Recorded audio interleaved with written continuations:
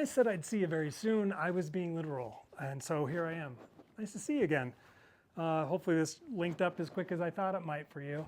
So here we are, third chair in the lineup, REI Co-op, FLEXLITE Air, which out of all four chairs is the lightest with case at 16.95 ounces.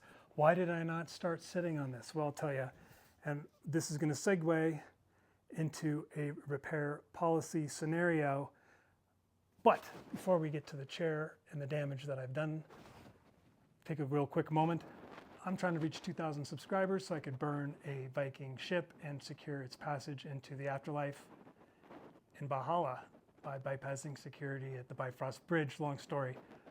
There's an episode about it up here. You can click on it. But that's our goal. That's our current goal. 2,000. It's like, well, climbing up a mountain. You got to get to the next stop before you get to the top. So 2,000 subscribe so you can watch me burn something. It'd be fun. But we're going to go to REI right now, and here's why. Oh, I feel terrible. So I may have mentioned this before, but this damage occurred right here in this garage while I was talking about a different chair. I set this up and sat in it, and smack, boom. If this would have happened on a trail, I would have been really upset. And this is my daughter's chair at that, so she would have been extremely upset. So I'm really thankful that this happened in the security of my own garage, because I'm going to go right now and see if they won't swap this out, giving their return policy a gut check right now.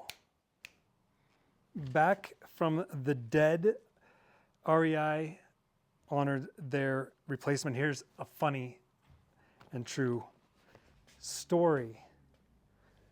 Oh, sit down, grab your marshmallows. So I get to REI, and REI has a 1-year return policy. Well, I have not used, that chair did not go out on the trail.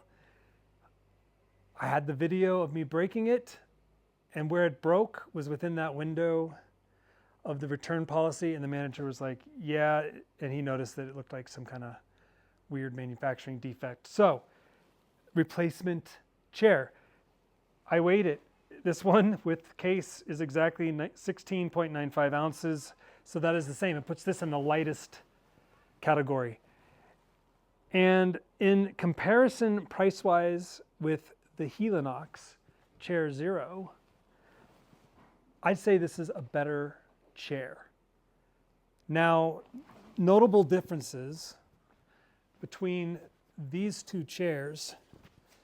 This has an A-frame design, whereas that has been knocked 90 degrees. And so the REI Co-op chairs have that in common, that A-frame type of design, whereas these two chairs have the mainframe stabilization going 90 degrees the other way. What does that mean? Honestly, not much. It's just the way it's created, the frame. It doesn't provide anything that I've noticed different. They're both very stable, although I would say those look more stable as they are further apart from one another. For this review, we are going to be comparing all the chairs against one another in this lineup. Now, these are displayed in chronological order from the time I have purchased and used them, starting with the left, this FLEXLITE here by REI Co-op, weighing in at 29.1 ounces, the cheapest as far as price point goes. It's 6 years old. Second chair, Chair Zero by HELINOX, is a super light, and I would say out of the four, the third most expensive. It's the second lightest chair at 18.2 ounces. It is 4 years old. I like it very much as well. So you're kind of like Goldilocks in this. The FLEXLITE Air by REI Co-op is my daughter's chair, and it comes in at less than the HELINOX, and surprisingly it weighs about 1.5 ounces less than the Chair Zero by HELINOX. And that is weighed both with their respective carrying cases you can see attached. And I should say, this is a great time to remind you, backpackers, every time you put your chair up, put the sack inside the frame through the loop so that it doesn't blow away. You only do that once, so just a reminder. So on the far end of the right here is our MOONLITE by NEMO. It is the heaviest and most expensive.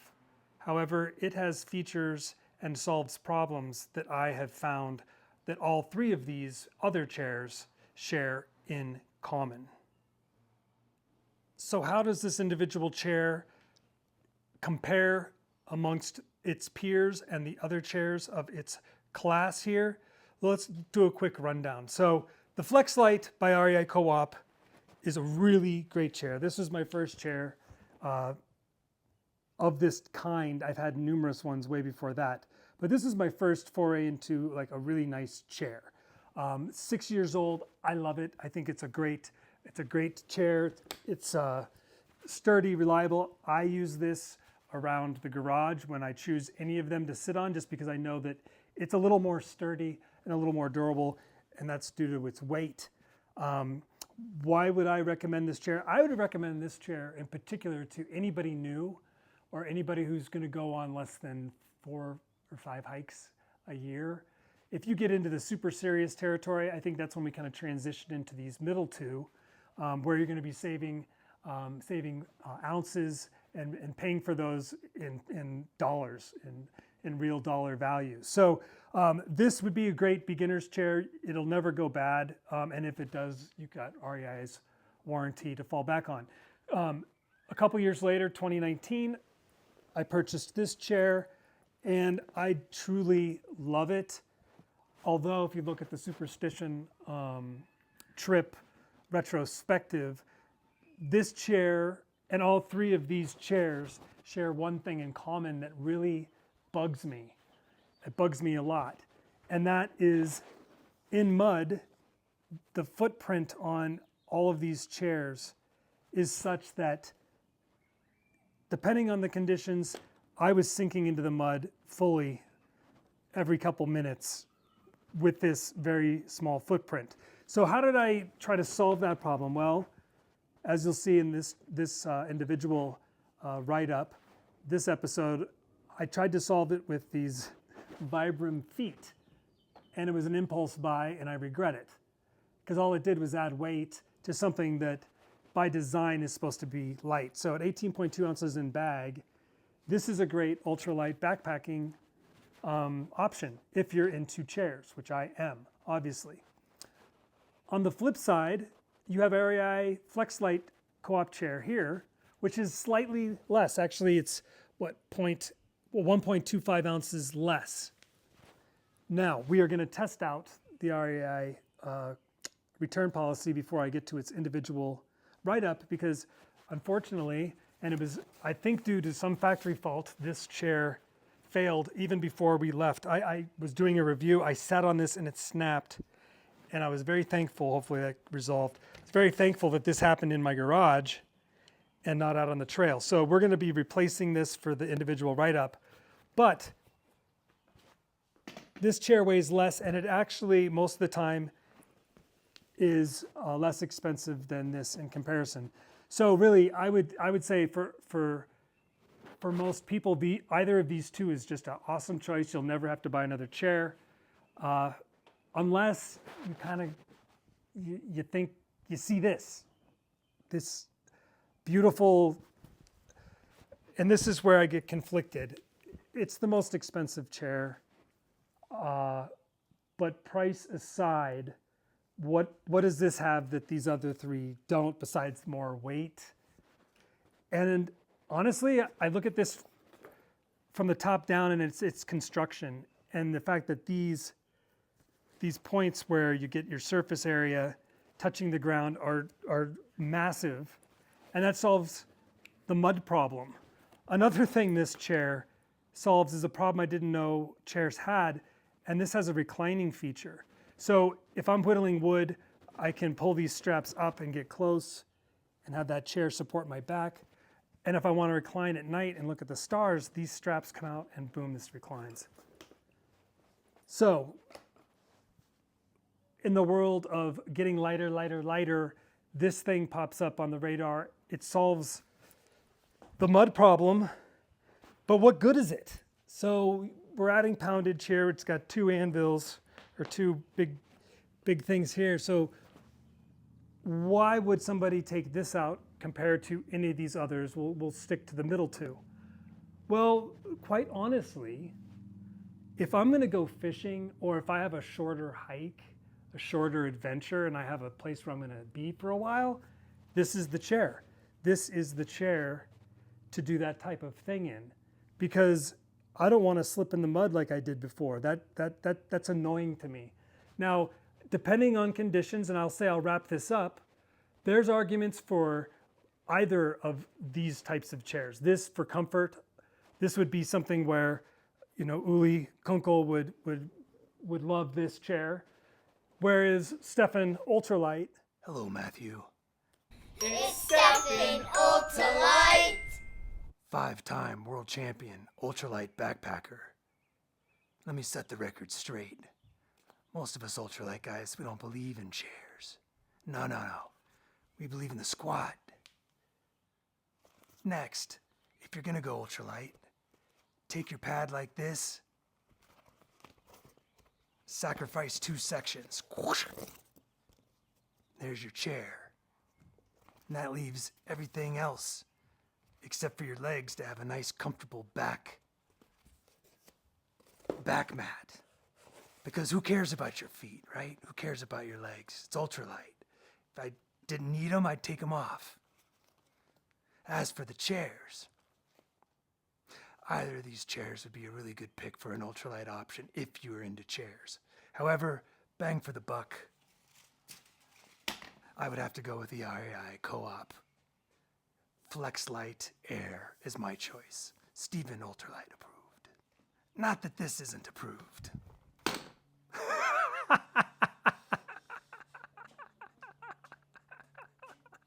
Not that this isn't approved. It is, it's approved as well. If I ever needed a chair. And I think when you're evaluating what trip you're going on, it really helps determine the outcome. Because in July, I'm doing a hike into Rainbow Lake for 2 to 3 days. I'm bringing this fishing chair. I'm gonna have a great time at the edge of a lake, and I'm gonna be fishing most of the day. So I want something that's not gonna sink in the mud. Now, for a 27-mile, you know, where we're switching out and we don't have a permanent camp, I'd probably take the HELINOX out and keep that for those longer through hike type of scenarios. But truly, I think it all comes down to how much weight, the price point, and what kind of features you really want, dependent upon the trip you're about to take. Another. But besides that, the form factor, this is going to have similar problems in the mud, and maybe more so because these have a more highly defined attack angle down, whereas those are angled more. Other differences, this does not have the baffling that does. I don't know what good the baffling is other than just keeping debris easily off, but I mean, how hard is it to turn your camp chair over like that? Perhaps wind maybe affects this a little bit more, I'm not sure. But bang for the buck, this, if you're gonna go for an ultralight, I think this is your go. If you want your first beginner chair, that is probably your go-to, that first one, the FLEXLITE. Now, not to be confused with one another, that's 29 ounces, this is 16.95, basically 17 ounces. So the weight difference is noticeable between chair 1 and chair 2. Would I recommend this for a friend? Absolutely. I think it comes really down to if you want an ultralight, if you want a light chair, these are your 2 best picks. I think that about wraps everything up. Now, here we have some basic precursory data, 3 feathers being the lightest. If you want to see the real big data set, log in the comments below the description. The second link is going to be a link to the Evergreen spreadsheet. That's going to have all my gear broken down by episode and the tabs beneath it. But I'll go in and discuss if things have multi-functions, if things are waterproof, their weights in grams and in ounces, as well if things are a star product, a rating on 1 to 10 scale, and if things are ultralight and or uber comfortable. I learned a ton about these chairs just by comparing the data. And yes, this is the lightest of the group at 16.95 ounces. And typically, folks, this is a good 2/3 less on average than the Chair Zero by HELINOX. It also weighs 1.25 ounces less. From a weight capacity standpoint, this is quoted at 250, whereas the HELINOX is 265. The NEMO MOONLITE is rated at 300 pounds. All of them are made of aluminum frame construction. This is a ripstop nylon, blue sign approved. If you care about the environment, look that up. Folded dimensions 14.5 by 15. Seat height is high at 11. I'm rating this as an 8.5.